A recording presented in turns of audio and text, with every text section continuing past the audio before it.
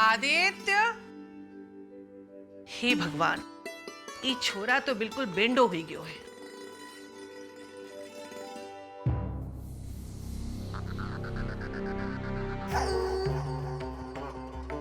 रुकमनी, मेरे दिमाग में यह आइडिया पहले क्यों नहीं आया? अरे मम्मा, बॉल खेल रहे हो बेटा? हाँ। आदित्य बेटा, आजकल तुम अपने मामा जी का बिल्कुल ख्याल नहीं रखते हो। क्या बात कर रही हो मम्मा, मैं ही तो ख्याल रखता हूँ। उनको रोज जड़ी बूटी में पीस के मैंने दूध में घोल के पिलाता हूँ। वो बात नहीं बेटा, क्या है, सेहत के लिए थोड़ा बाहर बाहर भी घूमने जाना चाहिए, है कि नहीं? है कि नहीं? तो एक काम करो बेटा, तुम अपने मामा जी को थोड़ा बाहर बाग बगीचे में घुमा लाओ। हाँ? अब क्या है ना, भाई भैया साहब मुझसे तो थोड़ा नाराज रहते हैं ना, तो मेरी बात तो मानेंगे नहीं, लेकिन तुम्हारी बात जरूर मानेंगे, है कि नहीं? है ना? मैं तो उन्हें यूं मना लूंगा। मैं जाऊं? ये रखो, संभल के, खेलना नहीं। हाँ। मेरा है। अब देखती हूँ भैया साहब उर्फ शंकर नारायण भार्गव, आपका प्रिय बहरूपिया पोता कब तक अपनी सच्चाई छुपा पाता है।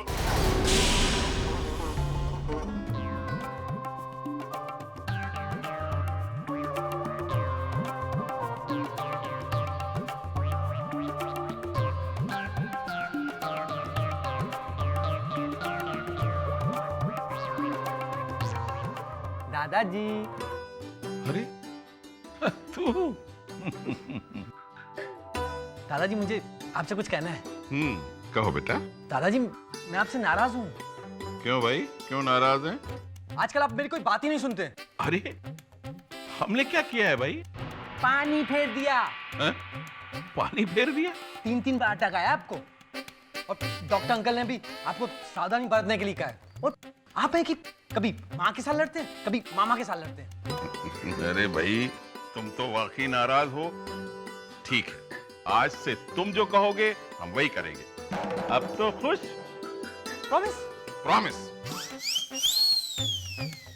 अरे ये क्या कर रहा है भाई? पहनो पहनो। अरे पहन रहा हूँ, लेकिन ये क्या? अब चलिए, उठिए उठिए ना। अरे कहाँ भाई? हम बगीचे में जाएंगे टहलने के लिए। चलो, तुमने जो कहा है वही करेंगे ना हम। चलो चलो चलो।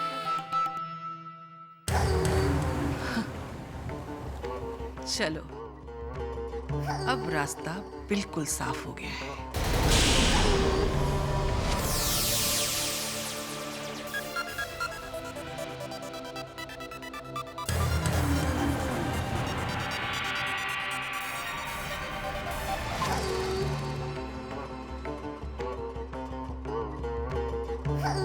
चैन की नींद सो रहा है, मेरी नींद हराम करके। मैं इस घर में इतने सालों से शंकर नारायण भार्गव और उसकी बीवी की सेवा कर रही हूँ, इसलिए नहीं कि तू आए और चुटकी बजाकर सारी जायदाद हड़प कर ले। मैं तेरी जुबान खुलवा कर रहूंगी और साबित करूंगी कि तू एक भाड़े का टट्टू बहरूपिया है।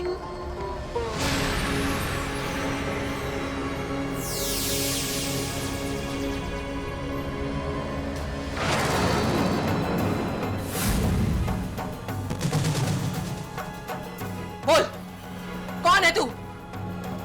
कहां से आया है? क्या चाहता है तू? मुझे कुछ याद नहीं है। मैं कौन हूं मैं खुद नहीं जानता। अच्छा, याददाश्त खो गई है। अरे इतने साल से जिस पोते का नाम लेकर भैया साहब और भाभी साहब आहें भर रहे थे, वो अचानक ऐसे टपक पड़ा। सीधे से अपनी जुबान खोल दे और बता दे, वरना मैं तेरा वो हाल करूंगी कि तू नौटंकी तो क्या, कुछ भी करने के लायक नहीं रहेगा। बोल, जल्दी बोल, कहां से आया है तू? दादी जी, वो बुआ जी अमन भैया के कमरे में न जाने क्या कर रही हैं, और अमन भैया के चिल्लाने की आवाजें आ रही हैं। मैं दादाजी को लेके आता हूँ। हाँ, हे भगवान। मैं कुछ नहीं जानता। मुझे कुछ नहीं याद। मैं ये नहीं जानता कि मैं खुद कौन हूँ। मुझे छोड़ दो। जाओ यहाँ से। जाओ यहाँ से। जाओ। जाओ। जाओ। से बोल, कौन है तू, कहां से आया है? मैं तेरी किसी बात पे भरोसा नहीं करने वाली। बोल कौन है तू, बोल। जीजी, क्या कर रही हैं आप? हटिए यहाँ से। अमन,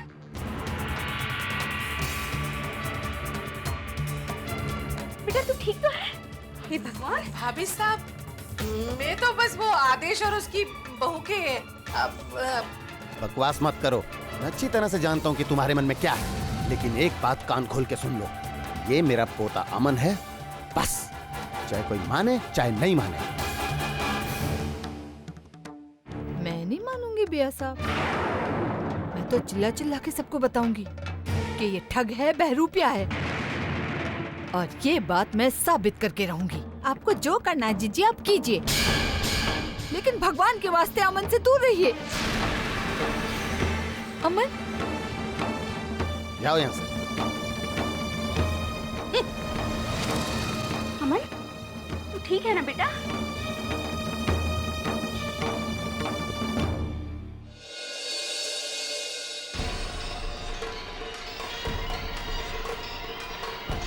बोल, कौन है तू, कहां से आया है, क्या चाहता है तू? इतने साल से जिस पोते का नाम लेकर भैया साहब और भाभी साहब आहें भर रहे थे, वो अचानक ऐसे टपक पड़ा। क्या है मेरा परिचय? क्या मैं सच में शंकर नारायण भार्गव का पोता अमन हूं? पर मेरा दिल ये मानने के लिए क्यों तैयार नहीं? यहां कोई अपना नहीं लगता। पता नहीं किस पर विश्वास करूं, किस पर नहीं। यहाँ पर कोई अजनबी नहीं है, सब ना अपने हैं। एक अजनबी लड़की जिसे उस दिन मैंने पहली बार मिला, अचानक वही क्यों याद आ रही है? क्यों वही एक अपनी लगती है? क्यों उससे दोबारा मिलने का मन करता है? कब मेरे दिमाग पर छाए हुए काले बादल हटेंगे और मैं साफ साफ देख पाऊंगा? कब होगा ऐसा?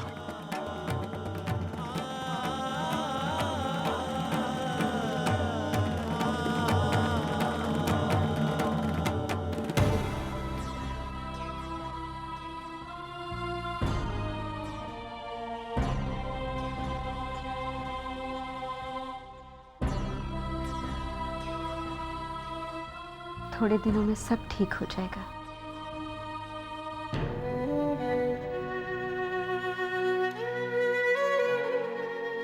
अपने बेटे से बिछड़ने का दुख तो हमने सहन कर लिया, बस अब इसे यहीं रहने देना भगवान जी।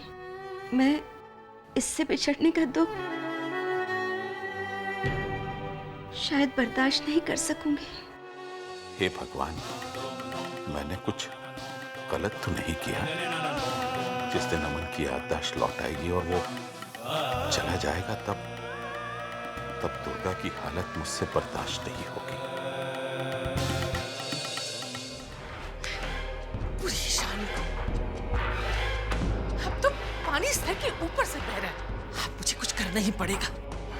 अरे इस बहरूपे की औकात तो देखो, मुझे कमरे से बाहर निकलवा दिया। अगर और ज्यादा ढील दी तो इस घर से बाहर निकलवा देगा। नाजी, ये आप क्या कर रही हैं? दिख नहीं रही है क्या?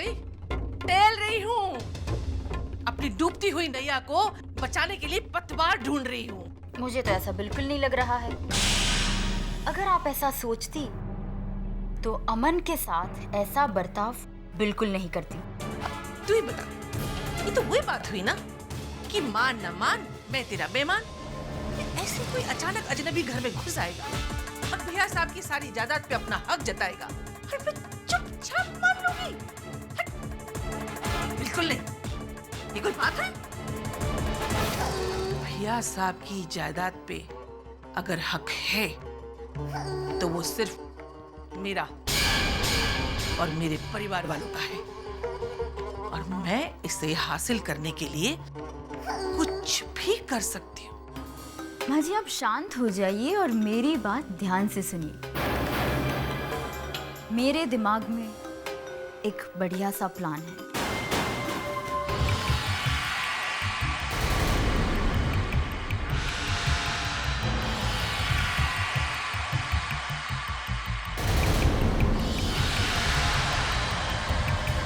लेकिन बेंडी हो गई?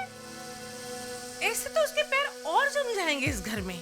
माँ जी ऐसा कुछ भी नहीं होगा, आप मुझ पर विश्वास रखिए। हम ऐसा कुछ होने देंगे तब ना। आप बस मामा जी को उकसाते रहिए ताकि तीर हमारे कमान से निकले और चेहरा सामने आए मामा जी का। एक तीर और 2 शिकार। वाह बहू वाह, तू तो बड़ी होशियार है। तेरे दिमाग की तो दाद देनी पड़ेगी। अब इस खेल को खेलने में बहुत मजा आएगा।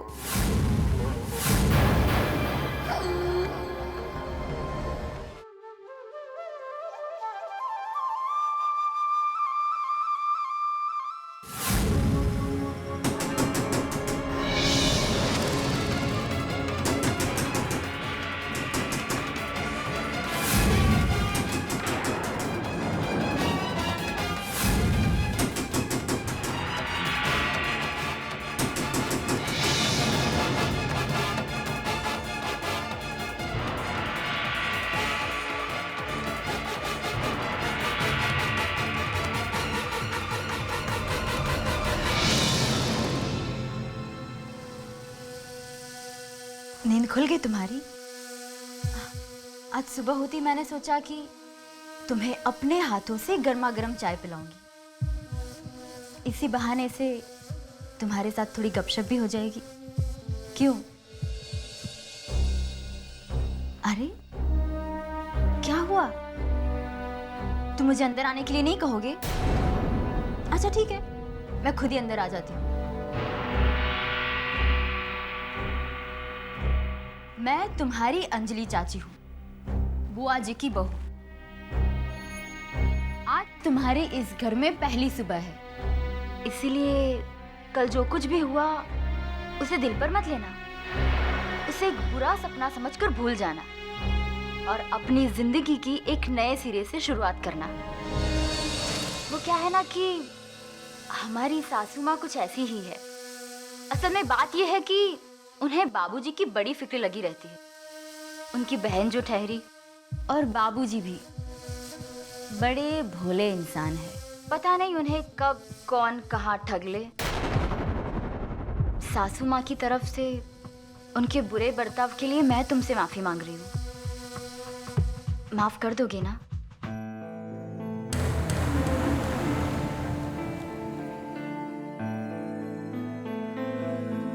ये लो तुम्हारी चाय, और अगर किसी भी चीज की जरूरत हो तो मुझे बुला लेना, ठीक है?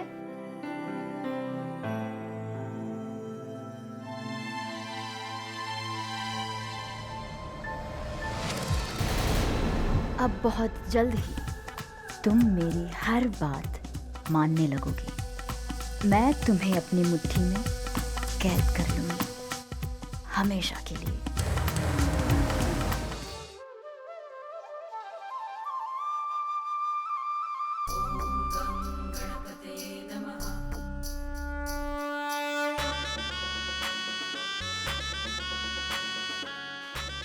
गणपति जी, आप तो शुभ आरंभ के प्रतीक हो, विघ्न विनाशक हो। अब पता नहीं क्यों मैं उस अजनबी की कुशलता के लिए इतना सोचती हूँ, लेकिन हाँ, उसके लिए दुआ करना ना मन को बहुत अच्छा लगता है। आज से उसके साथ जो भी हो ना, सब शुभ हो। यही सोचकर मैंने उसको आपकी प्रतिमा भेंट दी है। उसका ख्याल रखना हाँ, प्लीज। और हाँ, अगर हो सके तो एक बार मेरी उससे मुलाकात करवा दीजिए, प्लीज।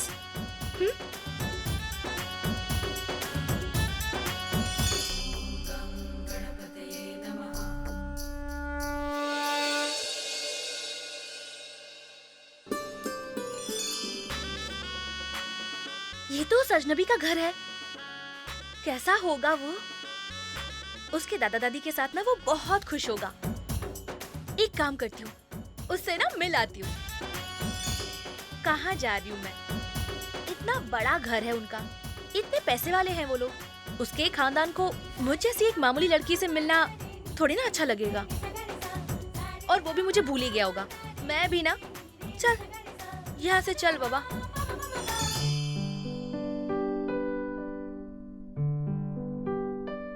अरे सरगम बेटी, क्या देख रही है बेटी? अच्छा, बंगला लगता है तुमको बहुत अच्छा लगा, हाँ? नहीं डॉक्टर अंकल, मैं तो बस मंदिर जा रही थी। अच्छा, अब जब तुम बेटा यहाँ आ ही गई हो तो मेरे साथ अंदर चलो। जानना नहीं चाहोगी कि उस अजनबी का क्या हाल है? नहीं डॉक्टर अंकल, मंदिर जाना है ना। तो फिर चली जाना मंदिर। डॉक्टर अंकल वो क्या है ना, बहुत देर हो रही है। क्या बात है भाई, पूरे उज्जैन में बेझिझक घूमने वाली हमारी ये बेटी आज इस बंगले के अंदर जाने से इतना झिझक रही है, हाँ? नेवर माइंड, चलो हमारे साथ। शंकर नारायण भार्गव, नमस्ते भाभी। बैठो। कैसी हैं आप? मैं बिल्कुल ठीक। ये सरगम है।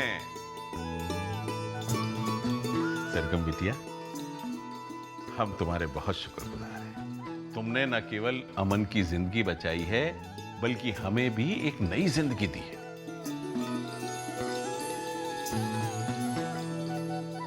लगता है अमन और तुम दोनों एक दूसरे को बहुत अच्छी तरह से जानते हो। इस घर में जब से अमन आया है, उसे पहली बार मैंने इतना खुश देखा है।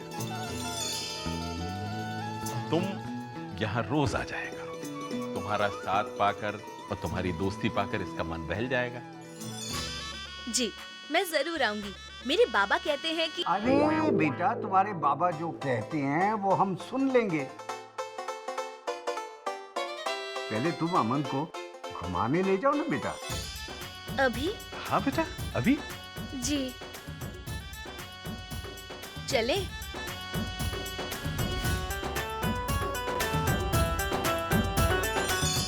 सच कहते हो यार, बहुत ही प्यारी बच्ची है। लेकिन यार, कुछ ही दिनों की बात है, हमें रुलाकर ससुराल चली जाएगी। अगले महीने इसकी शादी जो होने वाली है।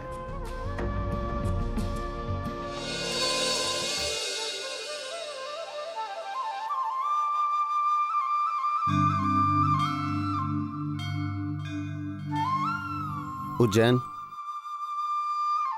प्यारा नाम है। जितना प्यारा नाम है उतना ही प्यारा ये शहर है। वैसे तुम यहाँ पहले नहीं आए? पता नहीं। कोई बात नहीं, उज्जैन की हवा में ना जादू है, जादू। देखना, तुम्हारी याददाश्त भी ना वापस आ जाएगी और तुम बिल्कुल ठीक हो जाओगे। अच्छा एक बात बताओ, तुमने मुझे बचाया कैसे था? कहाँ मिला था मैं तुम्हें? अब ये सब बाद में पूछना। तुम्हें उज्जैन शहर देखना है कि नहीं? अच्छा बताओ, चलना कहाँ है? हम जाएंगे मंदिर। हायो राम जी, आज आपकी आरती के लिए ना थोड़ी सी देर हो जाएगी। वो क्या है ना, सब इनकी बकबक की वजह से। सच्ची। मैंने क्या इतनी बकबक की? और नहीं तो क्या मैं बकबक कर रही हूँ?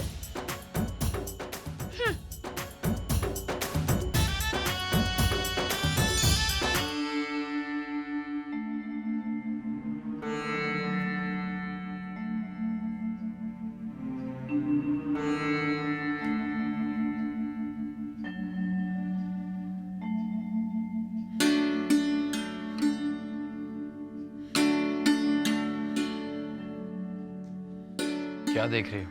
देख रही हूँ कि आप तो अब बिल्कुल ठीक लग रहे हो, एकदम भले चंगे। वो तो मुझे होना ही था।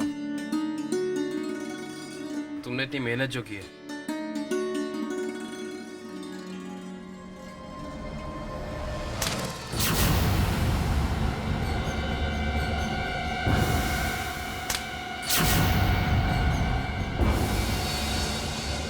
चलो बलून फोड़ते हैं। चलो। भैया जी, हमें भी खेलना है।